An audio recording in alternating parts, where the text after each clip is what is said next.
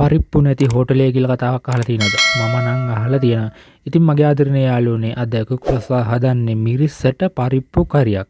ඉතින් අද කුකුලසාට ඕනි වෙනවා රතු ලූණු, සුදු ලූණු, කරපිංච, ඒ වගේම මිරිස් කුඩු, ලුණු කුඩු, කහ කුඩු වගේම පරිප්පු ටික තෙල් දාගන්න තෙල් වගේම වියලි මිරිස් පොඩ්ඩකුත්. ඉතින් කුකුලසා පරිප්පු ටික හොඳට හොදගෙන එහෙම ඉතින් අවශ්‍ය තරම අපි කපාගත් රතු ලූණු, සුදු ලූණු, කරපිංච, ඒ වගේ මිරිස් කුඩු, කහ කුඩු, තුන පහකුත් එකතු කරගෙන මම දැන් මේකට මෙහෙමම වතුර ටිකක් එහෙම දා ගන්නවා. ඉතින් මතක් කරන්න ඕනේ ඔයාලට කැමති නම් උඹලකට කැලලක් එහෙම තියෙනවා නම් මේ වෙලාවේ එකතු කරගත්තට මම මොකුත් කියන්නේ නැහැ. හොඳේ.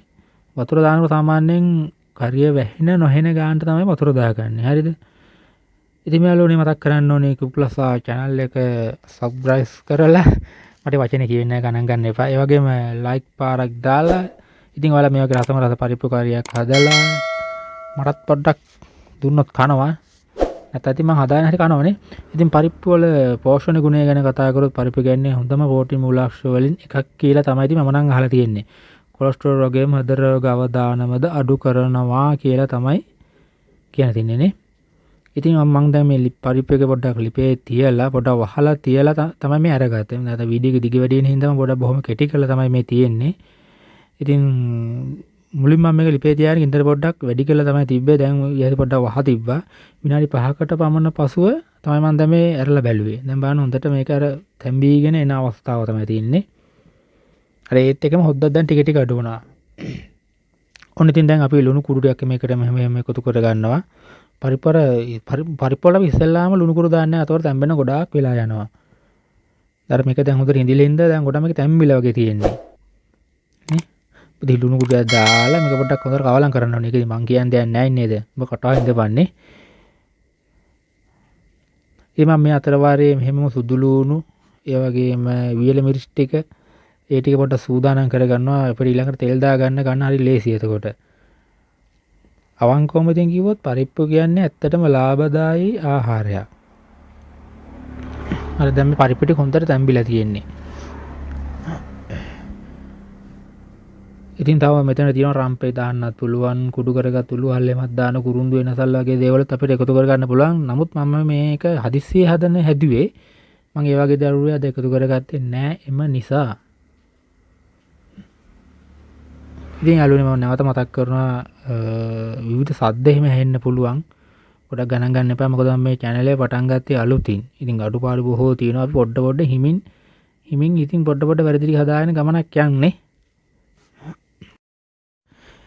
ඒ වගේම යාළුවනේ මතක් කරනවා මම නැවතත් මම මේ channel එකට තාම සාමාන්‍ය වීඩියෝ 5ක් 6ක් පමණ ඇඩ් කරලා තියෙනවා. මම ගොඩක් වෙලාවට සෙනසුරාදා උදේ වරුවේ අලුතින් වීඩියෝ දෙකක් පමණ ඒ කියන්නේ දාන්න අයිඩියාවක් තමයි තියාගෙන ඉන්නේ. ඉතින් ආරාධනා කරනවා ඔයගොල්ලෝ සීලමු දෙනාට මා සමග එකතු වෙන්න කියලා. දැන් නම් පරිප්පු හොඳට දැන් තැම්බිලා තියෙන බෑව අපි.